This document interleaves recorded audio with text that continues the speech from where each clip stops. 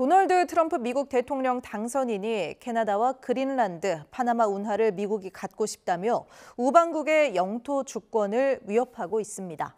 무엇을 노리고 있는 영토 야욕인지 또 과연 실현은 가능한지 권영희 기자가 보도합니다. 트럼프 당선인은 먼저 캐나다를 미국의 51번째 주로 만들겠다고 도발했습니다. 영연방에 속한 캐나다는 영국 국왕을 명목상 국가 원수로 하는 입헌 군주국입니다.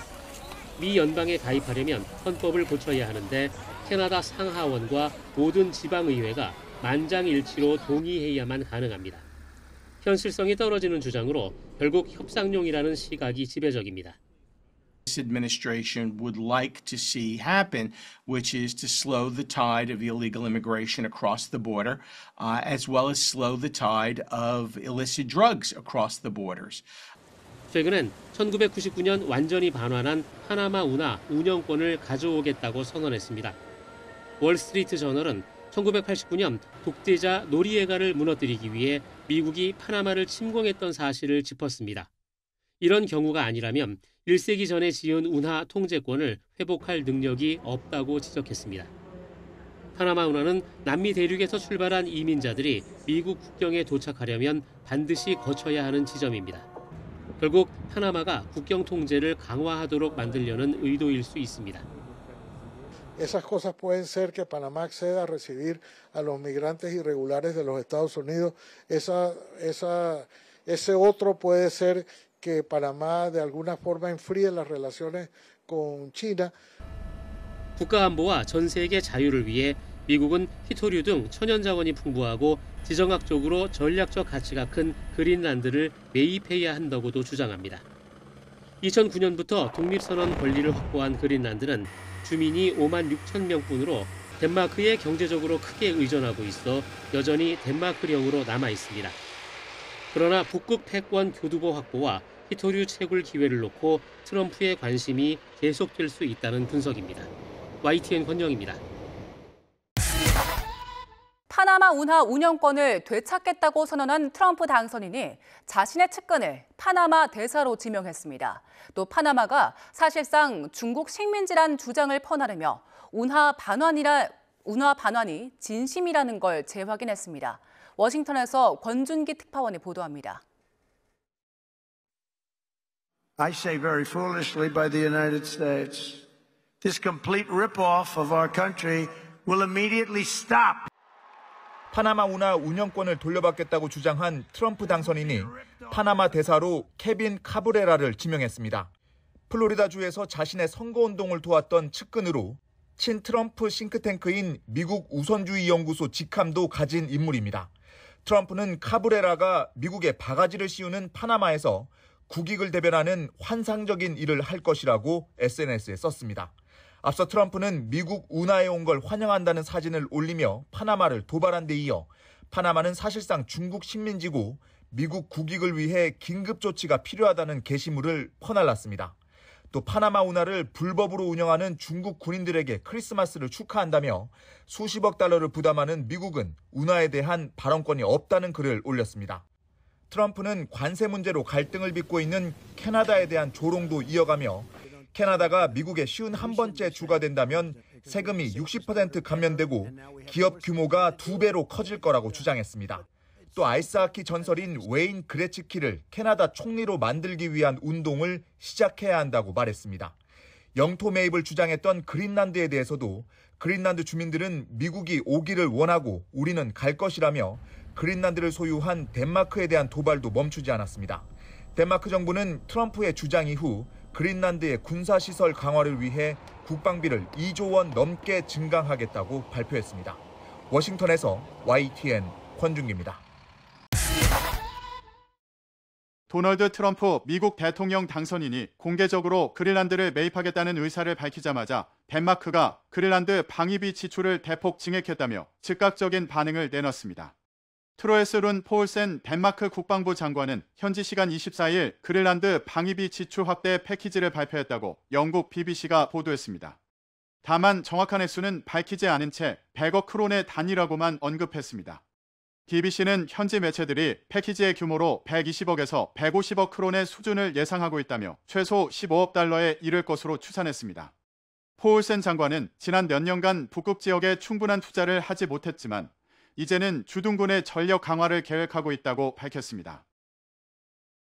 이 발표는 트럼프 당선인이 소셜미디어의 국가안보와 전 세계 자유를 위해 미국은 그린란드의 소유권과 지배가 절대적으로 필요하다고 생각한다고 밝힌 지 하루 만에 이루어졌습니다. 하지만 덴마크는 오랫동안 준비해온 정책의 발표 시기가 우연히 겹친 것뿐이라며 확대 해석을 경계하는 분위기입니다. 세계에서 가장 큰 섬인 그린란드는 국방 및 외교 정책 등을 덴마크에 맡기고 있는 자치령입니다.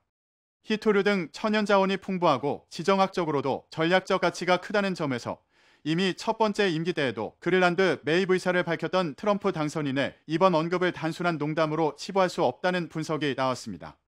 다만 현지 전문가들은 트럼프 당선인의 언급이 덴마크 정부의 자각 노력을 압박하는 효과를 가져올 수 있다는 점에 주목했습니다. 덴마크 사관학교의 육군 소령 스탠 키에르고르는 BBC의 그린란드의 덴마크 예산 의존도를 언급하며 트럼프는 영리하다. 그는 전혀 미국적이지 않은 복지제도를 떠안지 않은 채 목소리만 내는 것으로 덴마크가 북극해 군사력을 우선시하도록 만들었다고 지적했습니다. 다음 달 취임을 앞둔 트럼프 당선인이 파나마 운하에 이어 덴마크 자치령인 그린란드를 사고 싶다고 언급하자 관련국들이 반발하고 나섰습니다. 보도에 정유신 기자입니다. 북극해에 위치한 그린란드는 한반도 9배 크기의 세계에서 가장 큰 섬으로 국토 대부분이 빙하로 뒤덮여 있습니다. 지리상으로는 북미 대륙에 속하지만 현재 덴마크 자치령으로 남아 있습니다. 최근 전기차 배터리를 생산하는 데 필요한 히토류가 대량 매장되어 있는 것으로 알려지면서 자원 보고로 재조명 받는 곳입니다.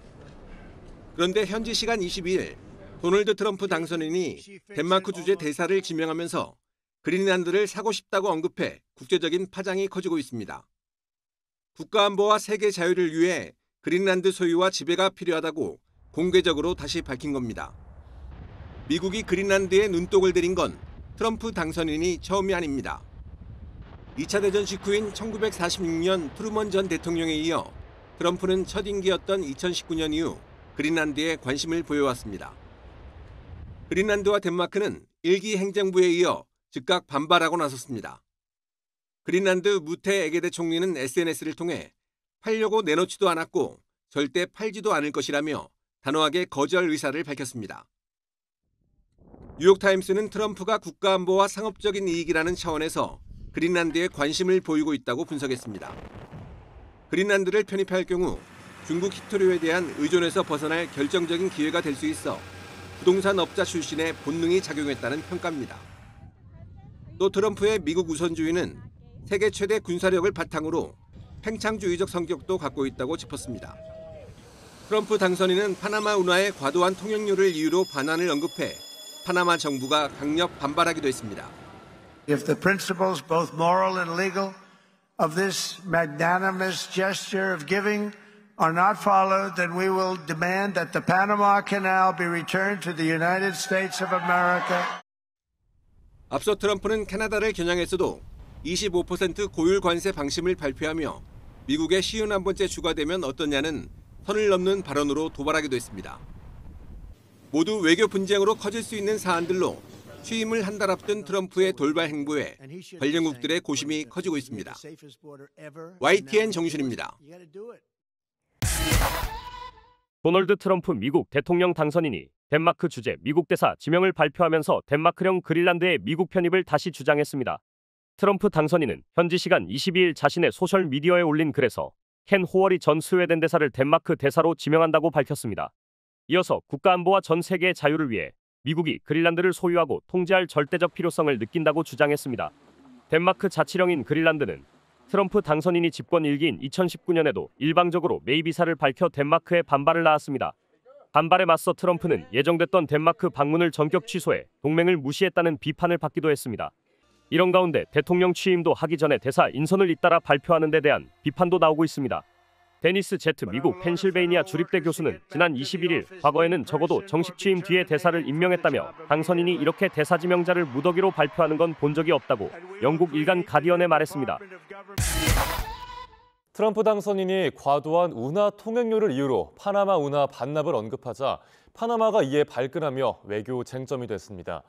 또 1890년대에 미국은 소득세 없이 관세만으로 풍족했다며 물가 인상에 대한 우려 속에도 강력한 관세 정책 관철 의사를 분명히 밝혔습니다. 뉴욕에서 이승윤 특파원이 보도합니다. 트럼프 당선인은 미국이 태평양과 대서양을 잇는 82km 길이의 파나마 운하를 지어 소유권을 파나마에 이전했지만 파나마가 운하 관리에 중국의 영향을 받고 있고 미국 선박에 과도한 운하 통행료를 받고 있다며 파나마 운하 반환을 언급했습니다.